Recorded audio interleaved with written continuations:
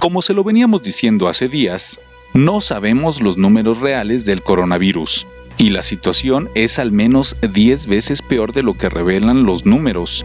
Además, la juventud de nuestra población no nos ayudará contra el COVID.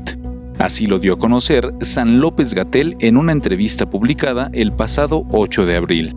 En la misma, el virólogo, subsecretario de la Secretaría de Salud y vocero del gobierno federal en lo que respecta a todo el tema de la pandemia, reveló que todavía no tenemos siquiera un estimado del número de casos positivos o incluso de las muertes, ya que se están midiendo en base a grandes números.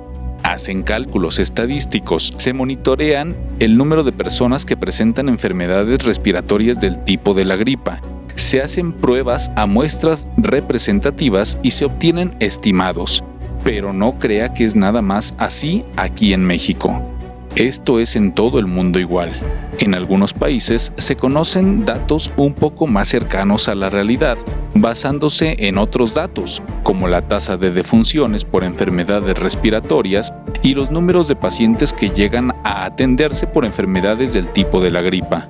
Así, por ejemplo, en Brasil se reportan 16,000 casos más de pacientes tratándose por enfermedades respiratorias que en las mismas fechas del año pasado, lo que puede dar una idea de cómo está afectando el virus.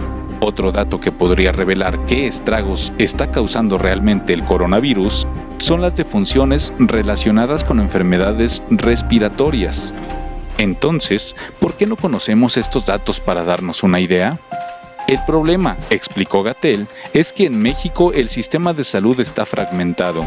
Esto quiere decir que está por su lado la Secretaría de Salud, por otro lado el Seguro Social, por otro el ISSSTE, por otro el militar y luego los privados, lo que genera que la información, por ejemplo, sobre las muertes o los casos de enfermedades respiratorias, no se puedan obtener sino hasta al menos un año después de haber sucedido. En pocas palabras, el gobierno en México no tiene ni idea de cuántas personas están muriendo en estos momentos en los hospitales del país. Ya no diga usted por coronavirus, por cualquier otra cosa.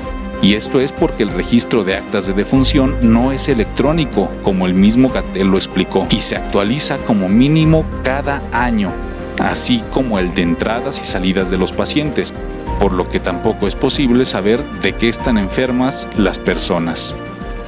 Según López-Gatell, las cifras que se presentan actualmente por el gobierno federal podrían variar en factores de 10, 20 y hasta 40, es decir que si ahora se reporta que hay 141 muertos en México, en realidad hay 1,410 y podría haber hasta 5,640.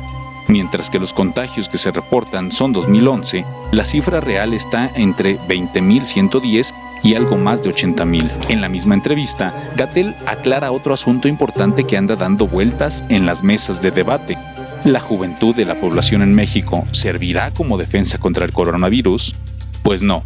El subsecretario es tajante al decir que la ventaja de edad de entre 10 y 15 años que tiene México en comparación con países como Italia, España e incluso Estados Unidos no nos ayudará contra el COVID, debido a la pésima alimentación que tiene el pueblo mexicano en base a comida chatarra y procesada. Las papitas, los refrescos, las galletas y panes con altos porcentajes de azúcares que han producido que la población mexicana esté enferma.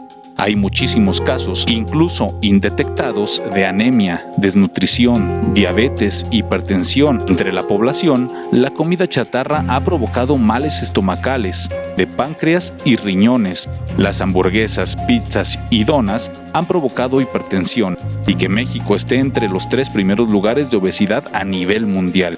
Todo esto produce que el sistema inmune del mexicano esté comprometido. La sentencia está implícita. En México habrá muertos más jóvenes que en el resto del mundo, o por lo menos que en los países de primer mundo. Y en Guanajuato esto ya se demostró.